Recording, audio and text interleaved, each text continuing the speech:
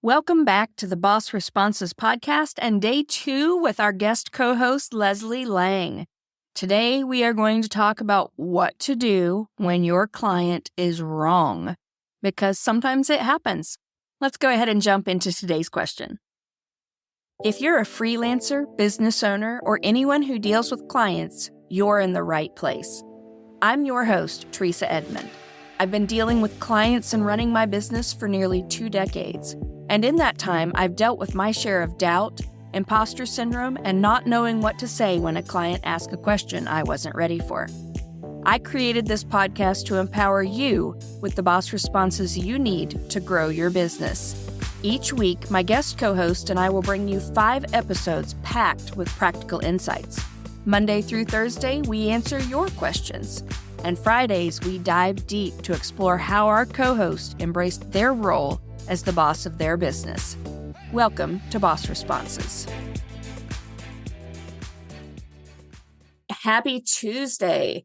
Leslie, what is our question today? Today's question: my client constantly wants me to make changes that are wrong, actually wrong, not just a matter of preference. I've had to explain that words don't exist, there are basic grammar rules, and why plagiarism is wrong. How can I just say no to certain requests? Boy, that's quite a question. And I laugh, but I've actually dealt with some of this, such as the why plagiarism is wrong. People just don't know any better. They honestly don't think that they are wrong. So sometimes you just don't even tell them that they're wrong. You just say, this is not correct, and you move on. No, I believe, is one of the most powerful words we can use when we're dealing with our clients, because no, and it doesn't have to be like a strict no, although sometimes you just need to say no.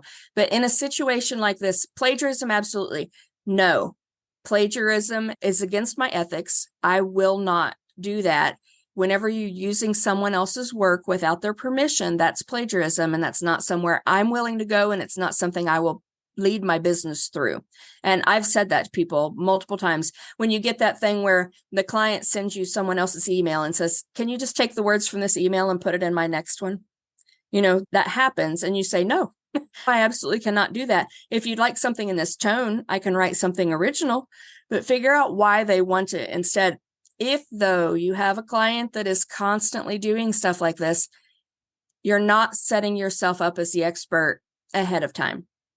So from that very first discovery call, your very first communication with the client, if you are portraying yourself as the expert and you're saying, I'm so happy to work on this project with you. I've worked on projects like this multiple times with many clients. I'm really happy to do it, comfortable doing it, however you want to word it.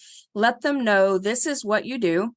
This is how you do it, and you're an expert at it. And then if they come back, you can ask them, why did you want to change it from the wording that I had to this word? If it's a bad decision. Sometimes if it's a preference, let them make it. Ultimately, they own it. If it's a design, that might be different. If it totally makes the design look bad and your name's still going to be linked to the design. But for words, if they just want to use a weird word, ask them why. If it makes some kind of sense, go with it. If it's plagiarism, if it makes your writing look horrible, ask to have your name removed, or just walk away from the project entirely if they won't see reason. As to how to say no, just say no. I'm sorry, that's not something that I can do. Absolutely crossboard. You don't even have to apologize. You can just say, that's not something that I can do. I'm not comfortable doing that ethically. I'm not willing to do that. However you want to say it, just be firm about it. And they'll either respect it or they weren't a good client.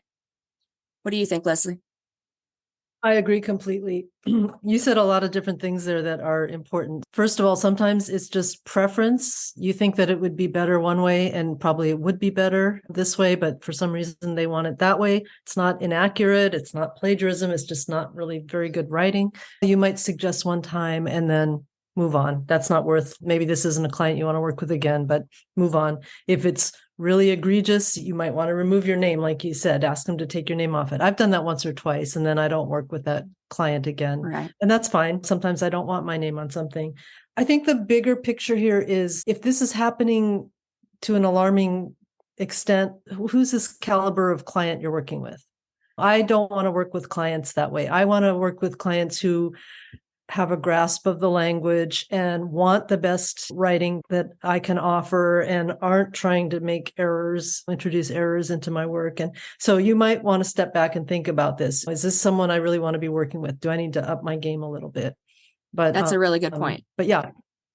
Sometimes that's how you say no. You say, I'm not willing to work with this client again. Now, if you have the problem that this is an anchor client, then I would seriously start prospecting for new clients so that you can let them go if this is just going to be an ongoing problem. A client who you feel like you have to justify things to and argue with constantly is not a client you ever want to keep. Letting them go will do more for your mindset than anything ever could. I agree. And there's stages to your freelance work. There's stages. Maybe you've outgrown that level of client. Maybe it's time to move and start approaching different types of clients who are a little more professional. You got to think about these things. Yeah, absolutely. All right. Thank you for being here. We'll be back tomorrow with another question.